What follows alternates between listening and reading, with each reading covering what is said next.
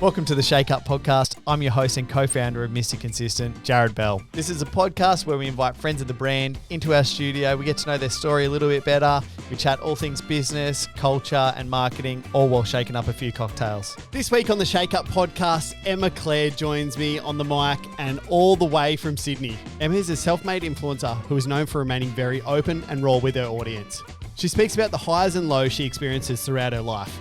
This hasn't always been her full-time job. Emma dives straight into how everything unfolded and led her into this career change. With Sydney just recently coming out of serious lockdowns due to COVID, Emma chats about the whole experience and what that was like. The postponement of her wedding and the Penrith Panthers tattoo that actually sent her viral. So welcome Emma Claiir and let's get into this week's episode. All right, welcome to another episode of the Shake Up Podcast. This episode, we got a guest. She's in Sydney. She's out of bloody lockdown. Finally, you guys are out. Emma Claiir, how are you? Hi guys, I am good. I'm excited to be on the podcast, and yes, I'm excited to be out of bloody lockdown. It was not kind to me at all in the slightest. So it feels good to just be living life like normal again. How many days was it? To the best that we can. How many days was it? Did you keep count? Like it was mad. No. No, not at all.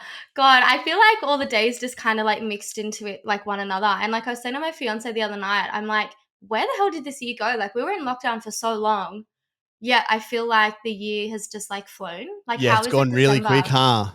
Yeah, like madness. It's crazy. It's scary. I'm like, they really say like when you were younger, the older you get, the faster time goes and the faster that years go. And I was always like, no way. Now I'm like, fuck, give me my year back. Shit. Give me my year back. Yeah, it's how I've got one of our reps in Sydney. He does a bit of TikTok stuff, and he was like, "Day 100" was the quote, and he was like playing beer pong with himself in the mirror and like. Oh my God, was that him? Yeah. TikTok. I remember showing Aaron being like, "Look at this fucker." I'm like, "That's gonna be us soon." Yeah, that's him in his bathroom playing beer pong. So funny. He's like, honestly, kudos to you guys. Like getting through that. That's mentally, it must be so draining, so tough. Yeah, in Melbourne as well. Yeah, like it's just one of those things that you kind of just like live life whatever, and then something like that happens and you go, oh fuck, like it can be taken away like so quickly, like really quickly, like and even travel and stuff like that, like we're still not even there, like it still feels well, I mean, even for us in Sydney, it's harder for us to get to you in Queensland. I can't even go to Tweed Heads. International right now. I can't go. Yeah, I got a mate that just landed back from like Switzerland, like, and he was that morning, and then he was down on the beach at Bondi walking his dog around. And I'm like, I can't even go to Tweed Heads without having to do like 6 weeks quarantine to come back to Coolangatta. It's so bad. It's so mad. It's madness. It's funny when Kersten told me we were going to get you on the podcast. I was like, yep, that's her. And the video that like I remembered was you doing like a TikTok dance that was like obviously a viral dance, and your partner was just sitting on the couch like, what's going on? Is he acting or is he dead serious? Like you just bust that shit out and just like sits in the back. I don't even tell him. I literally just put my phone there. I press record, and he'll just sit there and he'll be like, "Oh yeah, another one." Another one. On the night of the Panthers grand final, I like did one in front of him, and he's just there like necking a whole beer in the background. I'm like, remember. Oh yeah. I'm like, he's learning. Was it like he just plays along now? Did you just do that and then all of a sudden like because a couple of those like went pretty viral. I saw like a couple of them had like million views or million views plus, like on Instagram as well, not just TikTok. Yeah, I actually got more traction from them on Instagram than I did TikTok. I actually started Instagram Reels like right when Reels became a thing. So a lot of my early ones kind of went off because not many people were jumping on like the Reels bandwagon. Yeah. Whereas now it's like everyone's on it. Everyone's on it. But yeah, no, I don't know. I've always like, I'm a dancer. Like I grew up dancing. I'm a professional dancer. So I always was doing like the dancing TikToks and stuff. And then he just would never move out of the background. So I was like, okay, just going to play on this. You just hear it. I see what's happening. And then you upload them and they go mad. So why not just keep doing it? Yeah. So fun times. That's cool. I haven't done one of them in a while. Oh, yeah. Need more. What do you mean? Need more of him in the background, just doing nothing, just having a Yeah, good I time. know. Everyone loves him on my freaking Instagram and everything. I'm like, Jesus. I'm like, you don't even like social media, hun. I'm like, but everyone loves you. I'm like, He's just like a but yeah, it feature. is. Yeah, literally. He's just like, oh, I'll just bump the engagement up this week. I'll just put you in something. Oh my God, how good. So you're actually a dance teacher. What did you do before? Like obviously, like you have a fair bit of income and stuff like that from Instagram and you do vlog. Like, yeah, I checked out your YouTube channel. You obviously do vlogs and stuff like that. So you have some different sources of income. And what did you do before the reels thing started kicking off for you? Yeah, so I mean, like, I'll tell you a little bit about like my background. I grew up dancing and doing gymnastics. It was like my whole entire life. I went to a performing arts school called Newtown Performing Arts, but I dropped out when I was like 14 because I just hated school. Like, it just wasn't for me Me at too. all in the slightest. I don't think I even went to school. Like, I look back on the amount of days I actually went and I'm like, not quite sure what I learned. 40% Um, attendance rate.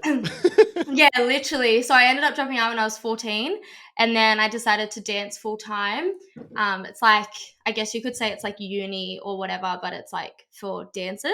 Yeah. So I danced full time. And then while I was doing that, I worked as a dance teacher, like just at the studio that I grew up as. And then after I graduated, I worked professionally as a dancer for, I'm going to say like 2.5 years. It was the best thing ever. It was incredible. I loved it. But I literally just got to the point where I was like, I'm done. What I are was we like, talking about yep. professionally? Like we're talking backup Like, dancer or yeah, like, like, so I toured with like Ricky Lee and like a few other Aussie artists. I would do like all the Mardi Gras shows, X yeah. Factor, all of that kind of stuff. And it was amazing. Like, it was such a good experience. But when I was in full time, I actually met my fiance. So I've been with him for 10 years. And I kind of just got to a point where I just needed a bit more consistency. I don't know if you know, I mean, you might know a lot about the creative world.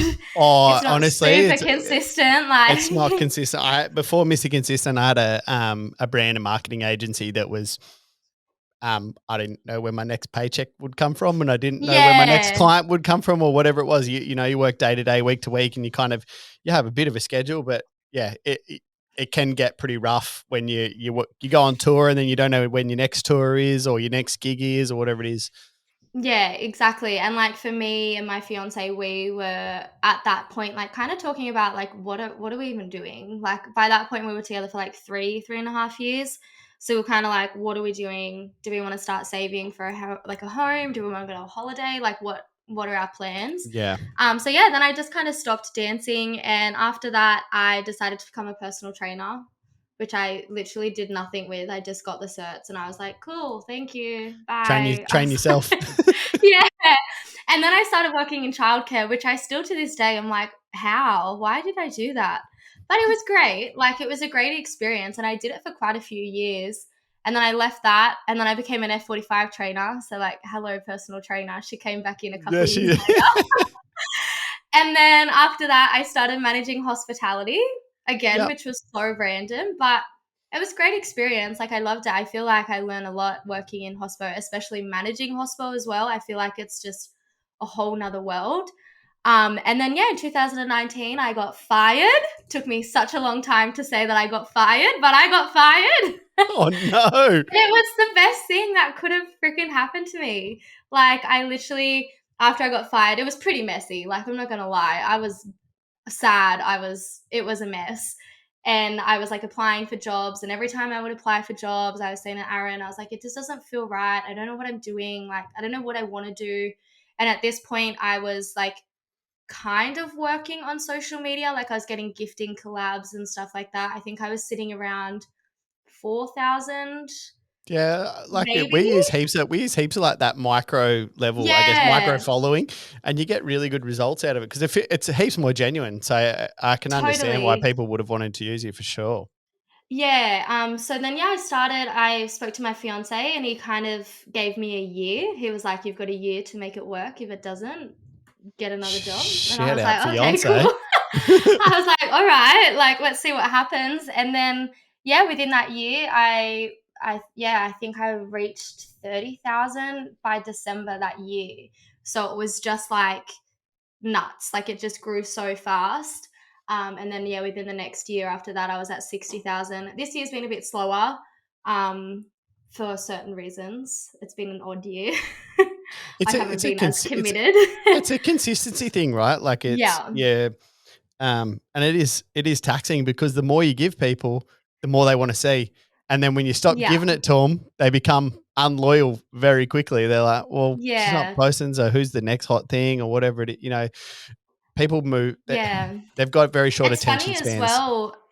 It's funny, like so many people want you to be really open on social media and share your whole life and share the ups and downs. But the minute you share the downs, like this year, I've shared a lot about like my depression and stuff. And every time I share something about my depression, I lose like a good 200 followers, which is fine. Really? Like followers aren't everything, but it's just interesting to like have the people out there being like share more, share more, share everything, share this, share that. We don't want the perfect life, we want the real you. And then you do it and it's like people are like, we don't want to follow someone who's sad. Yeah, Like it's that's just really madness. Yeah. interesting. Yeah, really Because interesting. they talk about it like, you know, Instagram being a highlight reel and people using it as a highlight Yeah, reel. And then you get obviously, like, as I said, you just get people hammering you for more and more, and they want it more organic, and they want to yeah. know more about your personal life, and they want to ask you questions and answer inappropriate questions. And then you answer the questions and they're like, not Yeah, for I don't me. like you anymore. Literally, that's what it's been like this year. It's been a really really strange year, but like a massive growth year for me when it comes to my social media, because I feel like for the first 2 years I was very like follower focused and like Yeah. people pleasing focus, I guess you could say, without being like a massive people pleaser. But a lot of what I did was for the people. Whereas this year, because I have gone through a lot of personal stuff, it's kind of made me take a step back and be like, okay, who am I doing this for? Like, I can't keep growing and I can't keep going unless I'm doing it for me. Yeah. So it's been like a big growing year for me, which has been really nice.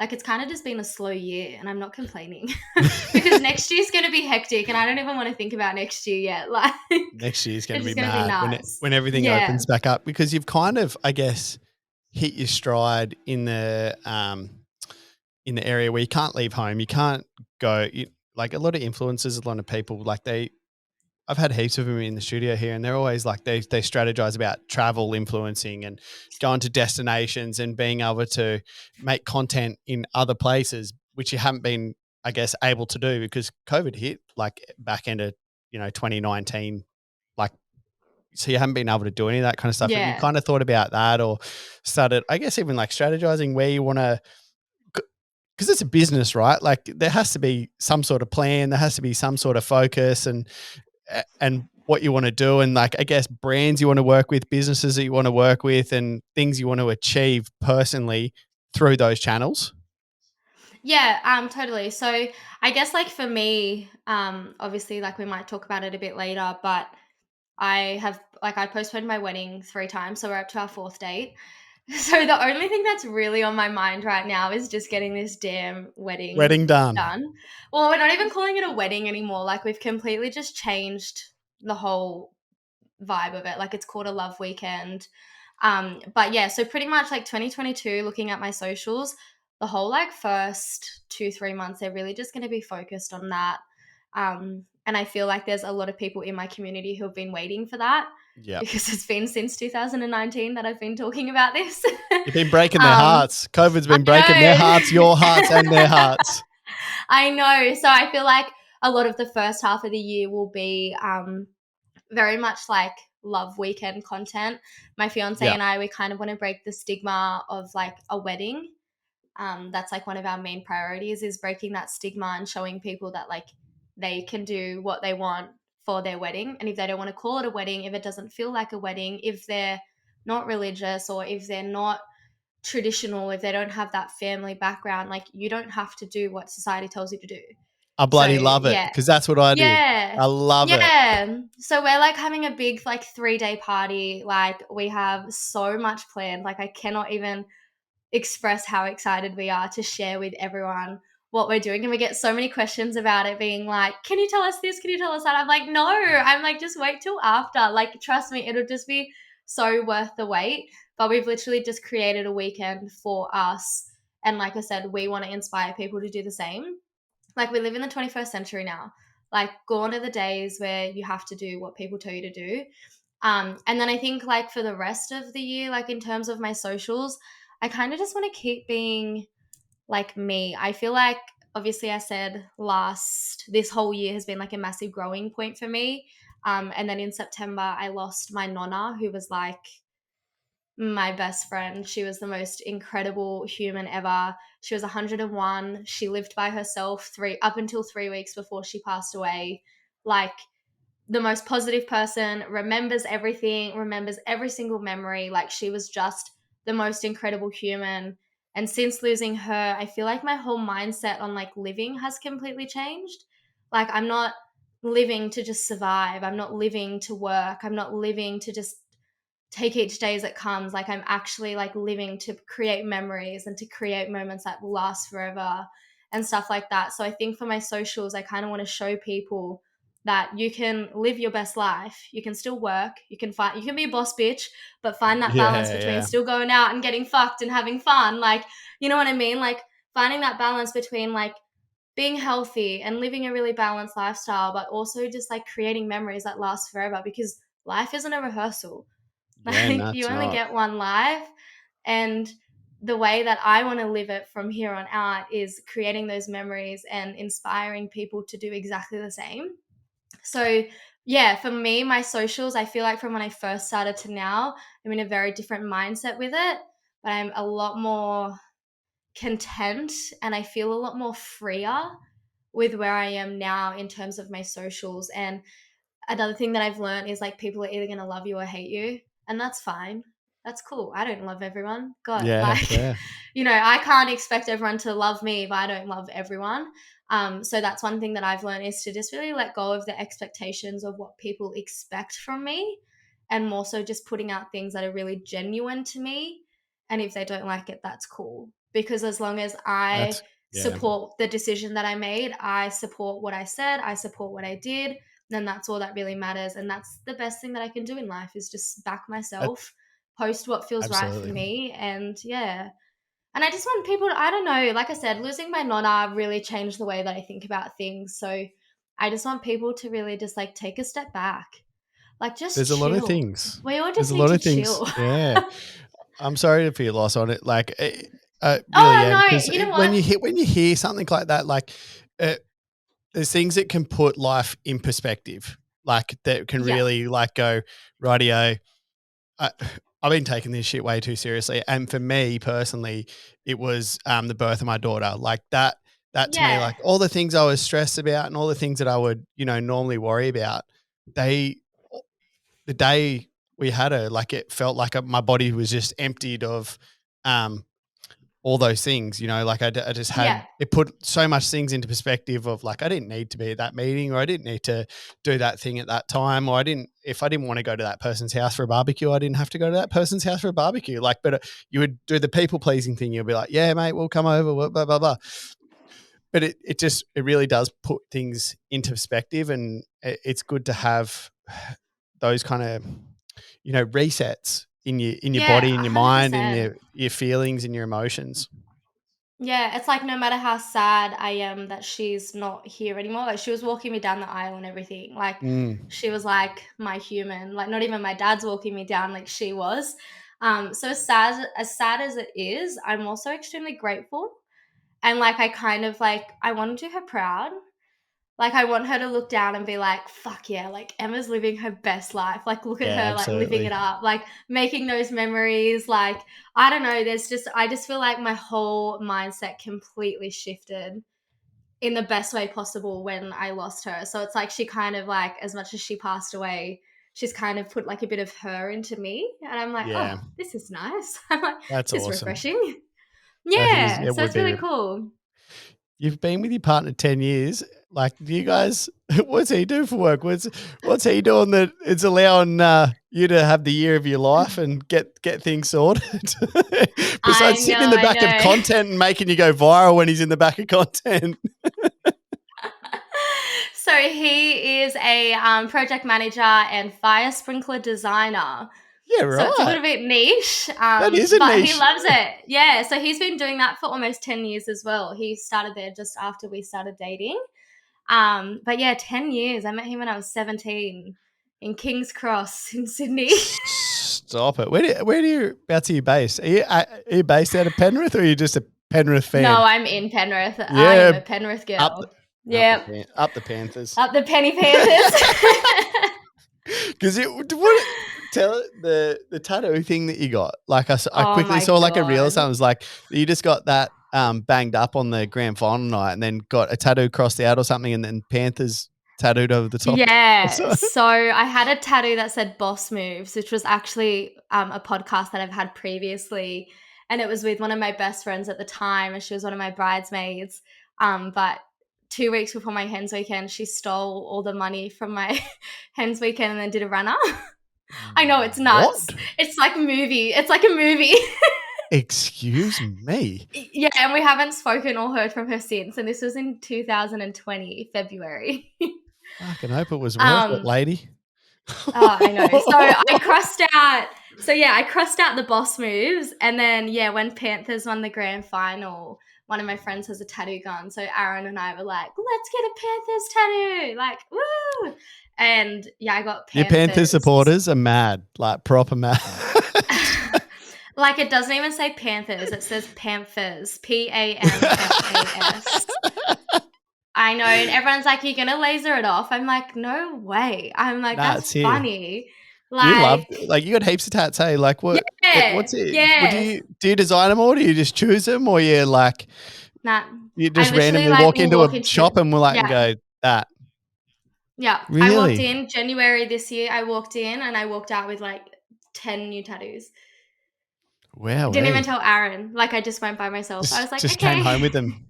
Do you just Yeah. like do you love the artwork? Or you love the feeling, or what is it about the tattoos? I just Like like being I've only got sporadic. one. I've only got one, and and that was very sporadic. But yeah, Yeah.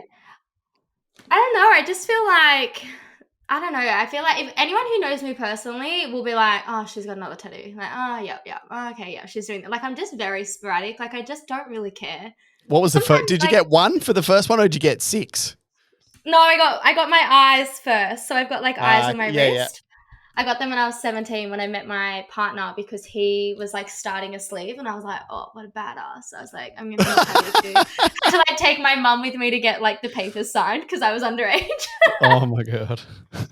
And then, yeah, it just kind of happened from there. And then like my sister started getting them as well. My dad hates them. Every time I come home with like a bit of Glad wrap on my skin, he like looks like he's about to pass out and cry.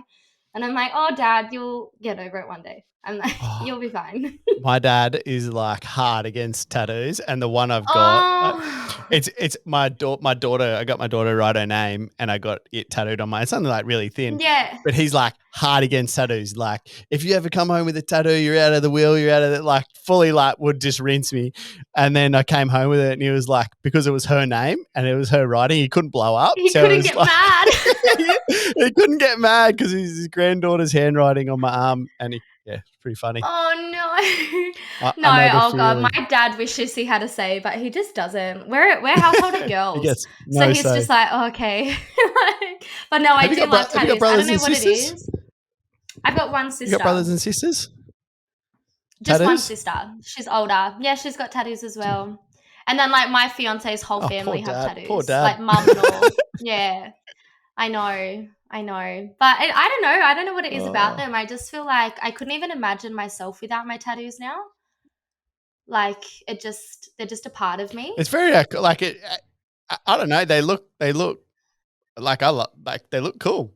Like I love it. Yeah. Like I've got a friend who's got her arms done. Like I've got mates who get. I really like I draw all this shit behind us, bits and pieces. So Yeah. I really enjoy seeing people's cool artwork on their arms and kind of expresses and makes people who they are, I guess. Yeah, totally. I just think maybe sometimes I need to stop and think before I get certain things. Like I literally have the root finger tattooed on me and I'm like, oh, that was great. And it's like literally on my arm, so visible for everyone. And I'm like, oh, yeah. I was like, I'm literally sticking my finger up at everyone who walks past me. They're the I'm funniest like, that's tattoos great. though, like the ones that we like. Has anyone you got like we conversation started like, have you guys got any shit tattoos? And then they're like, yeah, I got. Most people have shit Yeah. tattoos now. I feel like. Yeah, I have "Let's Get Smashed" on my leg with an avocado. I'm like, "Oh, yeah, that was a hen's weekend." Like, it's just so I'm just that friend. Like, I just every time I'm out and I've had a bit to drink, I'm like, "Let's get a tattoo." I'm like, "This is so much Let's fun." go. I'll be the nervous guy in the background being like, yeah, it's a good idea. Yes, Emma. fuck, Okay. fuck, hopefully they're closed.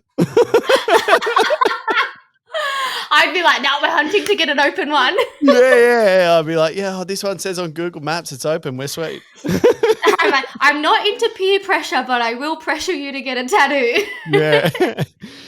I just want to touch on like the lockdown thing because like obviously like we Yeah. touched on a little bit like that shit was so gnarly. Like I was living in Sydney. When was it? I think I moved back late 2019 or maybe early 2020. We're living in Paddington. And it was Yep. when like cops, like when it first all kicked off and cops were like knocking on people's doors. And like if you had people at more than their allowed people over and stuff like that, they were, handing out fines. And we live like there's a uni down the road and there'll be uni students having house parties. And you couldn't go to the park and all. Like it was just, fuck, it was shit. Like, but Yep. then you guys went into a way worse version of that. Like, how do you even cope with that kind of stuff? Like not being able to get groceries or like see your friends or, like I can't even start to think about what that was actually like. Yeah, so for me, like the first lockdown that we had in Sydney, it was kind of like a bit of a novelty, I guess you could say. It was Yeah, I like we've jumped the never really fence. experienced, yeah, I like jumped the we've fence at never really Bondi to go surfing, experienced. and it was like a joke. Like it was like, yeah, just jump the fence and like. Yeah, But then it like it got was like a heaps novelty. serious. Yeah, so this one for me, I guess like I started out okay in lockdown before it got like super super strict. When it got really really strict, that was when it became really really hard for me. I was really lucky. One of my friends, Erin, lives in an apartment by herself, so I was her singles buddy, Yeah. which people on our social media didn't want to believe that at all. I had cops come to my door multiple times being like, Wow. we've had another complaint about you and Erin. And I'm like, I'm her singles buddy. I'm like, we literally have signed like the government documents to be like, I am her singles buddy. Yeah, people online were like still reporting us and saying all this stuff. So having like cops rock up to your door when you know that you haven't done anything wrong, like mentally, that's like like my heart literally like sunk through my stomach every time the cops would rock up here because I was just like, do people really hate me that much? Wow. Like, I would not be stupid enough to put something on my social media if it was, like, illegal. Yeah. And I also felt sorry for the cops. Like, every time they came here, they were like, "We're so sorry for wasting your time." And I'm like, "No, I'm sorry for wasting your time." Like, you have better things to be doing. So that was a really hard part of it. The other really hard part of it was not seeing my family. So my sister is actually quite sick. She suffers with like an eating disorder. She's had it for a very long time now, and my mum is her full-time carer. So I usually spend quite a bit of time with my mum to kind of like not take her mind off everything that's happening, but like because I don't live at home, I'm kind of the distraction that goes there Yeah. to Yeah. entertain them, if that makes sense. Yeah. So not being able to see them was really hard, and then obviously not being able to see my nonna was really hard, and then obviously she passed away while we were in lockdown as well, so that was just horrible. But for me, I growing up suffered with really bad anger issues and anxiety, like really really bad. I was medicated. I was seeing people like pretty much my whole childhood and early teen years. Mental health runs in our family really really bad, obviously, like with my sister, my mum as well. But this lockdown was the first time that I've actually like suffered from depression, Yeah. and the Yeah. first time that I've like fully admitted to it. And it was because my partner actually said something to me and he was like, this has got to stop. Like, you're pushing people away, you're blocking people out, you're not speaking to me, you're not having conversations with people, which is really odd for me because I'm such a out there, like always want to like organize things. I want to go out. I want to do this. I want to do that. So when he noticed that, he was like, I think something's going on. So I rang my mom and I was like, I think I'm depressed. Like that was the first time that I fully said it. So then, yeah, I went to the doctors. I'm on meds now. I feel great. Like I'm such a big advocate for it. I feel like mental health is so much more welcomed these days. So if I can be open about it on my social media and show people that you can still like live your best life, but still suffer and Yeah, like absolutely. do things to like, like I'm so proud to be taking my meds. Like I'm not ashamed of that at all. If it's going to mean that I'm not just surviving through life and I'm actually living my life, then that's the best thing for me. And I'm so proud of that. And I want other people to know that that's okay as well. So yeah, lockdown kind of brought out a lot of like dark stuff in me, but also at the same time, I look at it as such a positive. I'm like really grateful for it because I feel like if I didn't go through all of that and hit those really like low, negative, dark spaces, then I probably wouldn't have had that mind shift that I was talking about earlier. So, Yeah, like, as much yeah. as it was from my nonna, it's also a whole mix of things. It's me admitting to the fact that I have depression. It's me admitting to the fact that like life was really fucking tough and shit for a bit there, but like I can get through it. And Yeah. if I can get through it, anyone can get through it. Um, so yeah, that's why I'm like super open about it. But that was kind of lockdown for me. And it was just, it felt so lonely. And, I love Aaron so much. We're like best friends. We are always with our friends and stuff. Like we have the best times together. But even we would look at each other and be like, shit, we feel so lonely. Like I just miss my girls and he missed his boys as well, like, being in a relationship's amazing, but anyone who's in a relationship knows how much you have to have other relationships as well. So it was really hard. It was tough. Like The I simple wouldn't wish art, this on yeah. anyone. The simple Yeah. art of like even hugging and kissing and like all those kind of things with people is just like, yeah, Yeah, and it's funny because, like, you read like a lot of the articles and stuff, and we're always really worried about introverts and their social skills and this, like they're going to be damaged even more and what. But a part of me is like, what about the extroverts? Like, what about the people who don't enjoy being in four walls? What about the people who rely on relationships outside of home or rely on going out and making memories and doing that kind of stuff or rely on keeping busy? Like, sometimes I'll even just take myself on a date to the cafe and I couldn't even do that. Like, yeah, and just hang just out little and things. yeah, I'm just like, I would actually be more worried about those people because their whole world has literally just been turned upside down. Like they can't move, they can't go anywhere. So it was really hard, but I guess it kind of like makes you not take it for granted. Like, yeah, absolutely. It's kind of yeah. what was the first thing you did like when lockdowns lifted, besides going on a picnic that you're allowed to do? What was the first thing you went and did? I don't know if you've seen on my socials, but there's a place in Penrith called Bombshells. It's like a blow Oh, dry bar. yeah, I'm pretty sure they serve our They've got stuff there. yeah, they Yeah, do. yeah, Yeah. So I'm like really, really good friends with the owner there.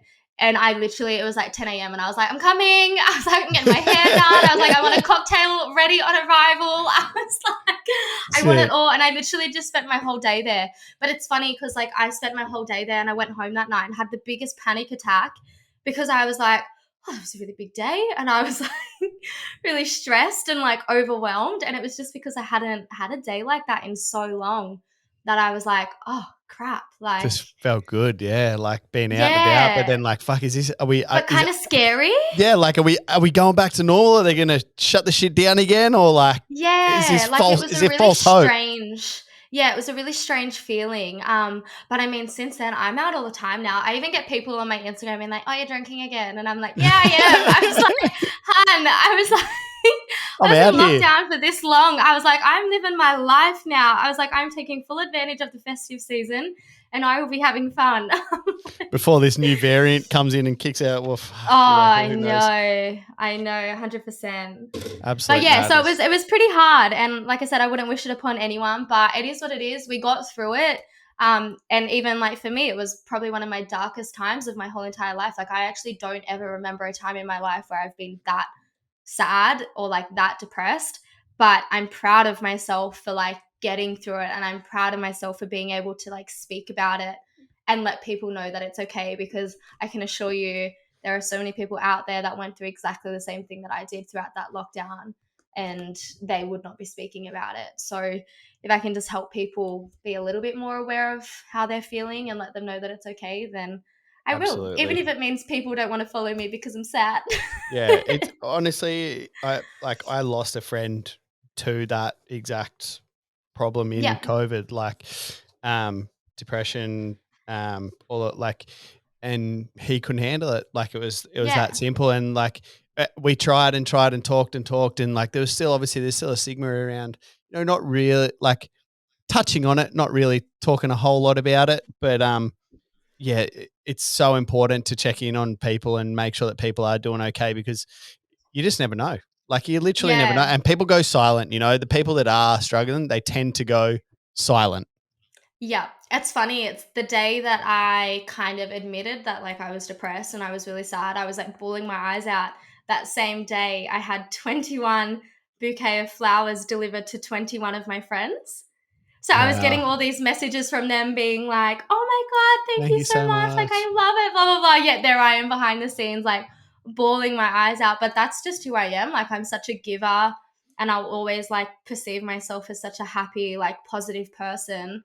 But yeah, that was just kind of breaking point for me. I was like, nah, I can't do this. Like, I can't keep putting myself out there like that for people to ignore how I'm actually feeling. So Yeah. it was a big wake-up call. That's what it was. It was just a big wake-up call. Big wake-up call. Yeah. All right.